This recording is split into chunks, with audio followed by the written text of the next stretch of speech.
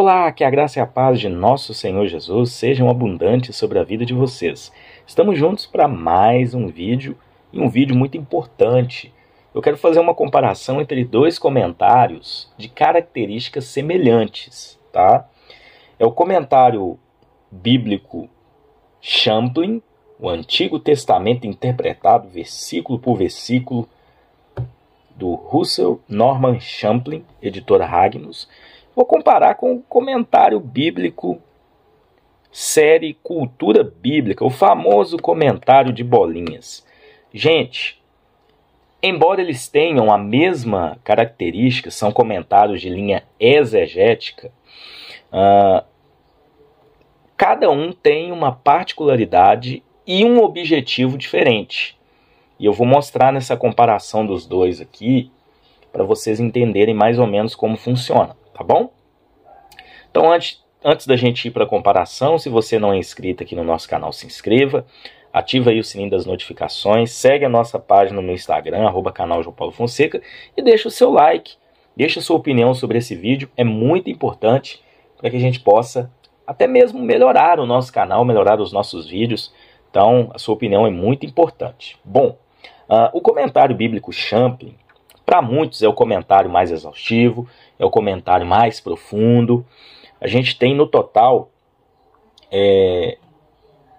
5 volumes para o Antigo Testamento e 6 volumes para o Novo Testamento, tá bom? Então, no total aí, 11 volumes. É um livrão, olha só, aqui é o volume 1 que eu tenho. Eu não tenho todos do Antigo Testamento e eu não tenho nenhum do Novo Testamento. Infelizmente não tive condições. Eu ganhei o volume 1, que comenta Gênesis, Êxodo, Levítico, Números, e o volume 3, vou até pegar ele aqui, ganhei os dois aí, né, de presente.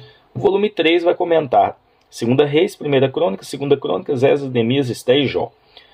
Bom, é muito conteúdo, são livros bem exaustivos, bem grossos, né? A gente tem aí muitas páginas de comentário. Então a gente tem 11 volumes no total. O comentário de bolinhas, que é o comentário aqui da editora Vida Nova, a gente tem 25 volumes para o Antigo Testamento e 20 para o Novo. Eu tenho a coleção completa, são livros, volumes separados, tá? Então, por exemplo, esse livrinho aqui comenta Gênesis. A gente tem um para Êxodo, um para Levítico, um para Números, né? E aí vai. Deuteronômio, Josué, 1 e 2 Samuel estão juntos. Às vezes ele comenta alguns livros menores no mesmo volume, tá? Então, é um comentário também que já está há bastante tempo no mercado. Vamos fazer aqui uma análise inicial do comentário Champlin, que é um comentário versículo por versículo. Então a gente tem aqui, ele vem sempre com essa folha de rosto, que tem uma ficha catalográfica, dedicatória. Aqui está uma imagem do autor, né, que foi um grande estudioso, né, enfim, muita gente não gosta da teologia dele, acha que ele misturou muita coisa na teologia dele, mas o cara dedicou a vida inteira para poder fazer um material desse, né, pessoal? Então aqui a gente tem algumas informações.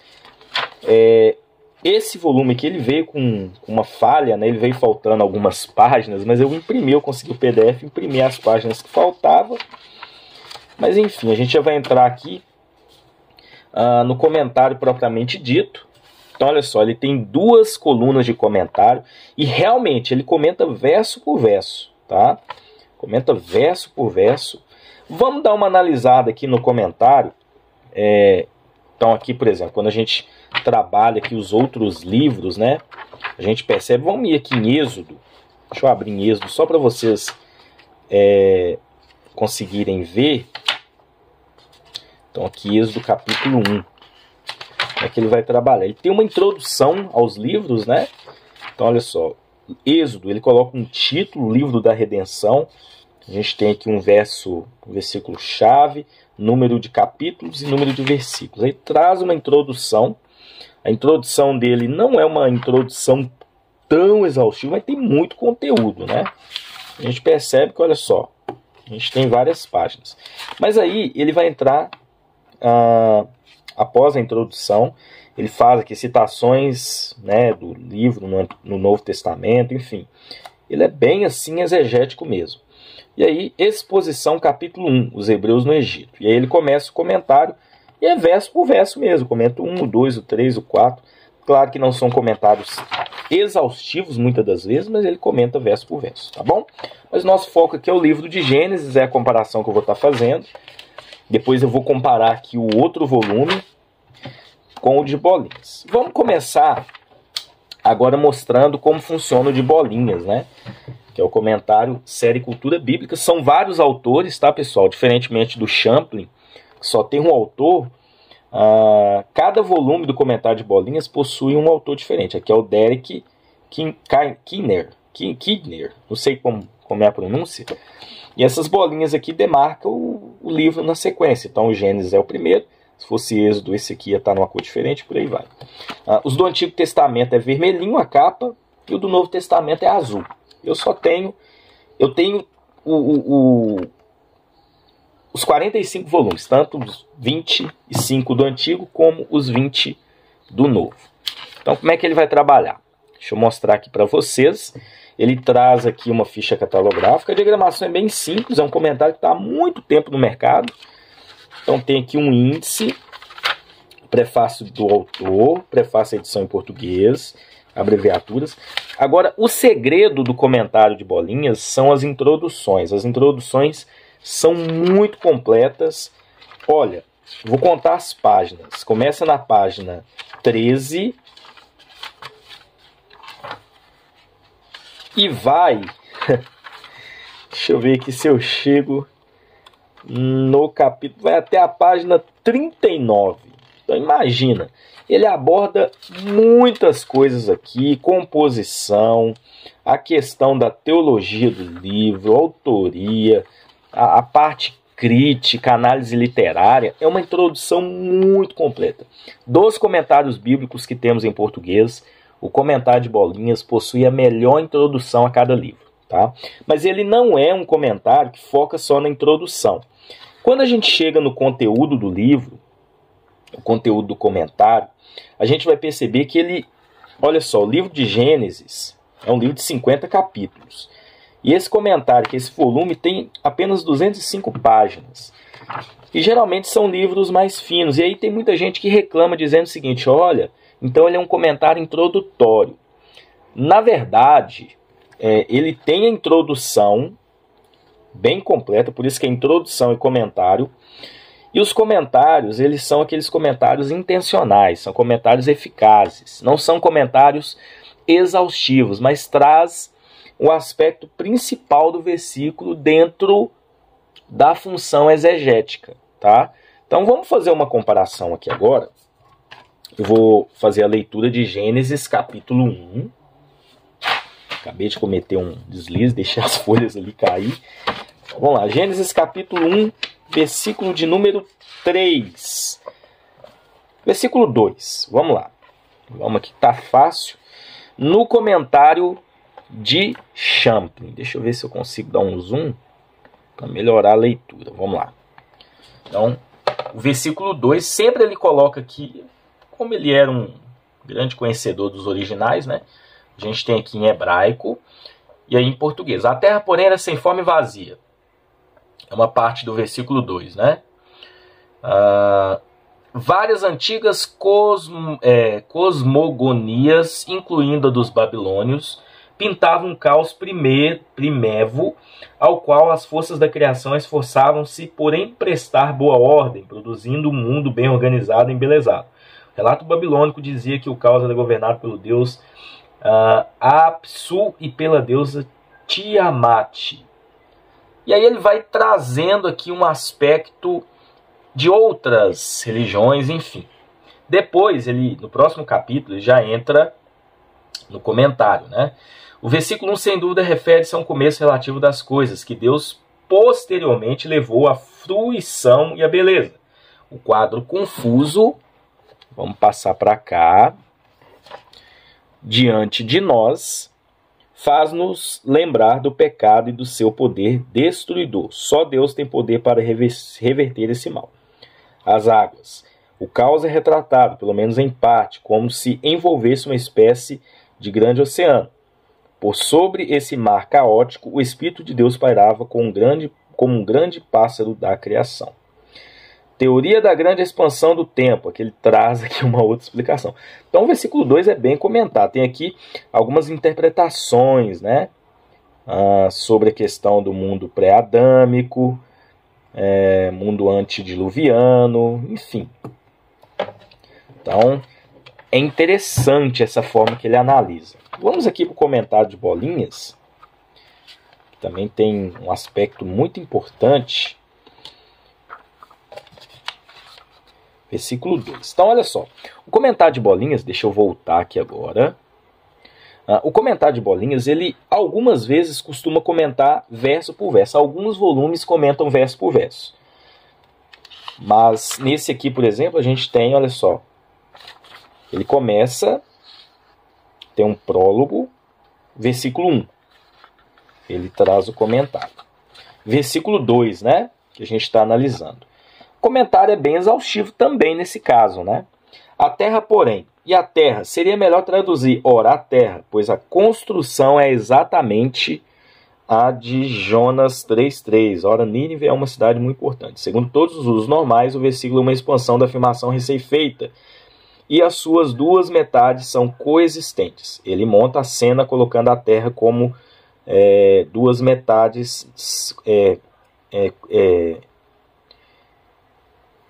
Vamos voltar aqui. Segundo todos os usos normais, o versículo é uma expansão da afirmação recém-feita e as suas duas metades são coexistentes.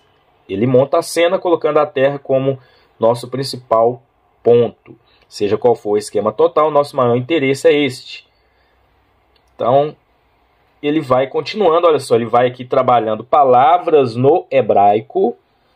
Então, ele é bem, o foco dele é a exegese mesmo do texto, né? E olha só, ele cita outras passagens onde a gente encontra. Então ele comenta focando na exegese. Então, por exemplo, vamos fazer uma outra comparação. Vamos lá, a gente parou no versículo 2, né? A gente comentou aqui o capítulo 1, versículo 2. Então vamos agora para o capítulo 3. Vamos lá no capítulo 3, agora no Champlin. Capítulo 3. Capítulo 4, 3. Olha só o comentário 3.15. O que será que diz aqui? Aquela famoso proto-evangelium, né? Então olha só. Este te ferirá a cabeça e tu lhe ferirás o calcanhar. Essa é uma declaração notabilíssima. Os críticos erram ao continuarem a ver aqui apenas uma serpente literal que teria sido amaldiçoada, que continuaria a ser um vexame para o homem e para a mulher. Mas é uma insensatez falar aqui meramente sobre uma serpente pode ferir um homem no calcanhar e com a sua picada, por muitas vezes é fatal. E também é tolice pensar que faz parte da maldição que o homem, em retaliação, por muitas vezes esmaga a cabeça da serpente. Ambas as coisas são verdadeiras. As serpentes continuam picando e matando, e os homens continuam esmagando a cabeça de serpente. Mas, por certo, o texto envolve mais do que isso. Aí a explicação remidora. A maldição trouxe a inimizade, mas há uma solução. A cabeça da serpente seria esmagada. Isso subtende-se um resultado remidor, como resposta divina ao problema todo. Então a gente percebe, gente, que ele não foca tanto na exegese do texto propriamente dito, como o comentário de Bolinhas. Ele tem uma perspectiva de explicar o texto, mas ele traz sim uma exposição, como a gente percebe, e claro que a exposição que ele traz é com base na interpretação, que muitas das vezes ele faz, olha só, citando fontes, argumentos, enfim. Então é mais ou menos dessa forma que ele faz. No comentário de Bolinhas, por exemplo, vamos lá no capítulo 3. 3, versículo 15.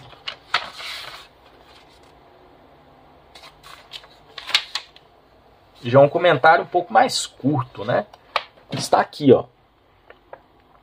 O Novo Testamento dá boa autorização para ver aqui o proto-evangelho, o primeiro vislumbre do evangelho. Notável é que faz sua estreia em termos de uma sentença passada ao inimigo, não de uma direta promessa ao homem, pois a redenção tem que ser o governo de Deus, bem como a sua necessidade do homem. Tá vendo? Então, ele traz a exegese, olha só, ele vai pegando algumas outras passagens, Ezequiel 36, Mateus 1, ele usa aqui algumas expressões, até da Septuaginta, tá? Então, o foco do comentário de Bolinhas é a exegese, ele não se aprofunda tanto como o Champlin faz, né? A gente percebe que o Champlin traz um estudo sobre isso. O de Bolinhas não, ele vai trazer a exegese, que é o importante da gente saber também. Então, em termos de profundidade, conteúdo, né? Vários dados, informações, enfim, o Champlin vai trazer muita coisa mesmo, como a gente percebe. Agora, na exegese, o de Bolinhas ele é muito útil, fora que ele é mais prático, né? Então eu particularmente gosto muito do de Bolinhas. Não é aquele comentário que vai te dar muita informação. Então, por exemplo, ó, Champlin, a gente tem aqui a página 300 e ele vai até a página, o comentário de Gênesis, né? Vai até a página 350 praticamente, né? E aqui a gente tem 200 e poucas páginas, 208 páginas no Gênesis do comentário de Bolinhas, tá bom? Fica muito forte do comentário de Bolinhas, e agora eu chego aqui em Gênesis capítulo 24, quando a gente tem a narrativa de quando Abraão, os outros filhos de Abraão, com uma mulher chamada Quetura, né, e a gente imagina que Abraão teve filho com mais de 150 anos, enfim. Aí tem um comentário muito interessante, né? Olha só, veja-se, porém, a nota de rodapé referente a Gênesis 12:1. A vitalidade de Abraão aponta para uma data muito anterior, posto que viveria 45 anos depois do casamento de Isaac. Por outro lado, o vocábulo concubina aplicado à Quetura em 1 Crônicas 1:32 e provavelmente no verso 6 do presente capítulo dá a ideia de que Sara ainda vivia quando Abraão desposou Quetura. Então, olha só, ele comenta aqui do verso 1 ao 4, é um conjunto de versos, porém uma informação muito importante. Ele não tem o objetivo de ser o mais exaustivo, mas de trazer as informações mais importantes daqueles versos ali, ou coisa do tipo, concernentes à parte exegética. Por exemplo, o comentário aqui do versículo 8, a expressão reunindo a seu povo, que dificilmente poderia referir-se ao sepulcro da família, onde somente Sara fora sepultada até então, pode indicar, embora indistintamente, a continuidade da existência dos mortos. Por exemplo, as palavras de Jó, então haveria para mim descanso com os reis e conselheiros da terra. Interessante também, né? Esse comentário. Bom, no comentário Champlin, a gente percebe algumas diferenças, né? Que ele vai, claro, trazer mais informações. Olha só, capítulo 24. Ele comenta o verso 1 separadamente. Então ele vai trazer aqui a questão da idade de Abraão. Verso 2, separadamente. O verso 3 tem olha só, a quantidade de comentários.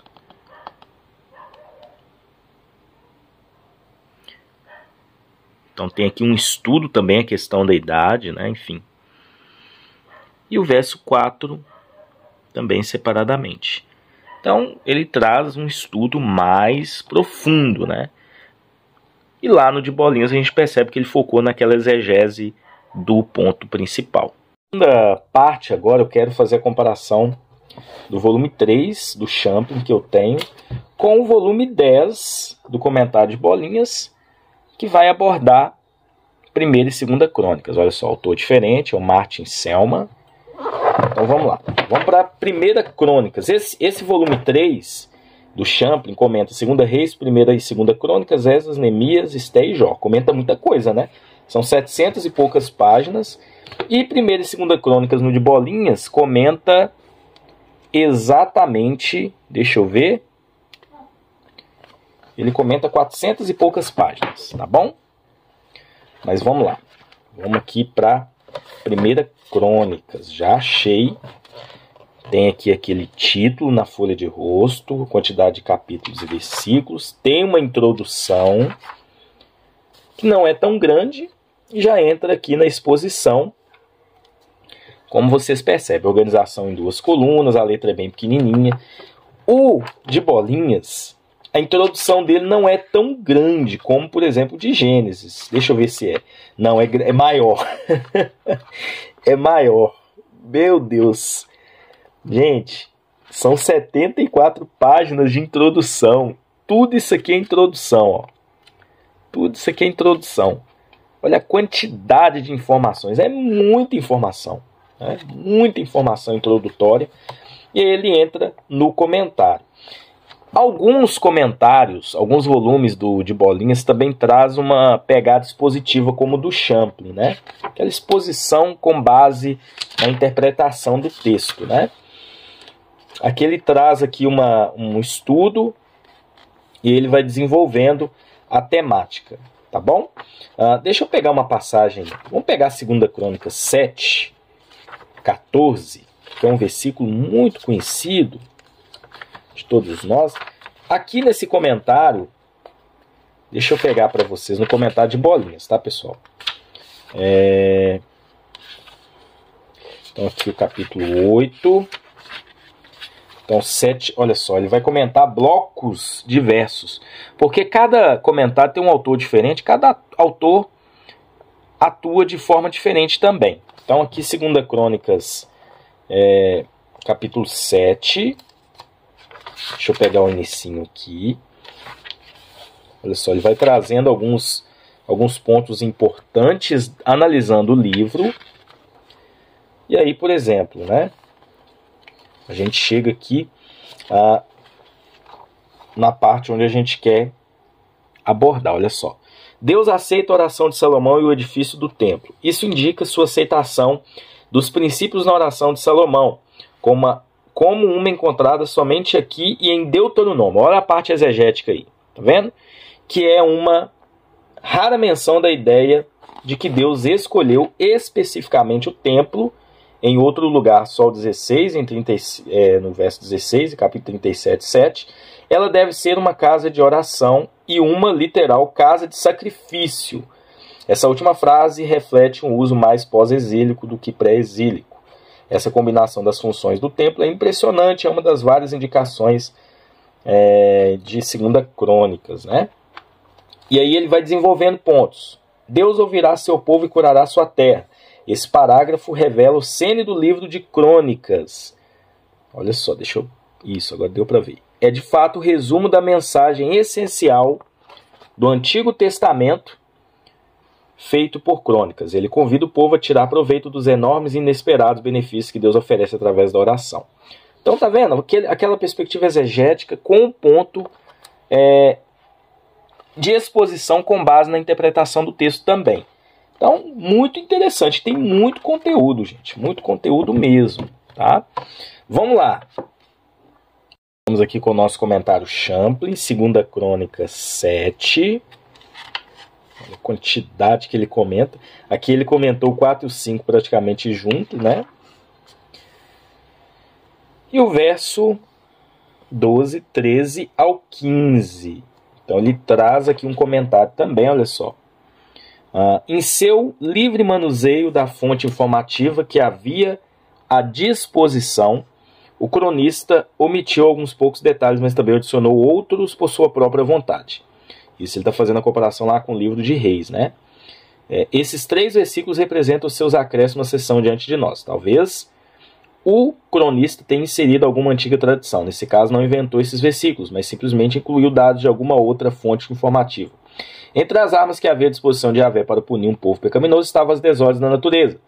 Um povo agrícola que vivia em uma terra circuncidada por desertos dependia de modo absoluto da chuva. Os tempos modernos não mudaram. Deixa eu posicionar aqui isso. Até nossos extensos sistemas de irrigação dependem das precipitações. Então ele vai se aprofundando a questão da chuva, né? E agora olha só essa parte do 14 e o 15 aqui, ó. A oração de arrependimento feita com humildade pode curar qualquer praga e fazer cair as chuvas. Foi Yahvé quem disse isso. Ele atenta para o seu povo, Ele traz outras passagens, mas o povo de Israel precisava pôr-se em movimento, inspirado pelo arrependimento. Eles tinham que buscar o rosto de Deus, que serve de evidência de um verdadeiro arrependimento. A questão não pode ficar sob a forma de palavras e promessas. A conduta precisava ser modificada. Os olhos de Yahvé estão pesando a situação. Ele está olhando em busca de evidências de modificação e imediatamente responderá a qualquer mudança para melhor. E então o Senhor curará a terra e o povo. A menção a coisas similares em 2 Crônicas 6, 21 a 31, onde encontramos elementos de oração de Salomão, quando ele antecipou tais retrocessos. As calamidades podem ser curadas se Yahvé ficar satisfeito diante do que vir e ouvir. A conduta é muito importante, muito mais que meras orações e promessas. Então, diante dessa comparação que nós fizemos aqui, uma rápida comparação, o que eu posso dizer dos dois comentários? Champlin vai trazer uma profundidade na questão de expor dentro da interpretação. O de Bolinhas vai focar primeiro com a interpretação. E aí ele muitas das vezes expõe também. Então, gente, dá para conciliar os dois materiais, sabe? O Champlin, em alguns outros pontos teológicos, às vezes ele é um pouco difícil de compreender. Então, às vezes tem uma pegada meio filosófica, às vezes tem algumas interpretações, que é bem interpretações do autor mesmo. Já o de Bolinhas, ele foca em trazer uma interpretação assim mais de acordo com o que a maioria pensa, tá? Lógico que trazendo também aspectos de outras interpretações. Então, teologicamente falando, às vezes o Champlin ele traz esse pouquinho de dificuldade para as pessoas. Uma linguagem mais técnica, uma linguagem mais, enfim, mais rebuscada. Já o de Bolinhas ele tende a ser de melhor entendimento, de uma facilidade maior para você entender. Mas são comentários que trabalham a linha exegética e não é recomendado para quem está começando a estudar, para quem está começando a se aprofundar nos estudos, mas se você quer ter dois comentários ricos em informações da parte exegética, muitas das vezes da parte cultural, aspectos extra-texto bíblico, os dois vão te atender muito nessa questão. Mas, enquanto o Champlin é aquele comentário, geralmente, né, aí eu vou colocar, de forma geral, ele vai ser mais profundo, o de Bolinhas, na parte exegética, ele arrebenta e traz muita informação importante. Então é isso. Se ficou alguma dúvida, vocês podem deixar aí nos comentários, que a gente pode estar respondendo aqui também, através desse veículo aí, que é os comentários aí que a gente tem abaixo, tá bom? Deus abençoe vocês. Vou deixar na descrição o link, caso vocês queiram comprar um dos dois, né? O box completo. E até um próximo vídeo, se Deus assim permitir.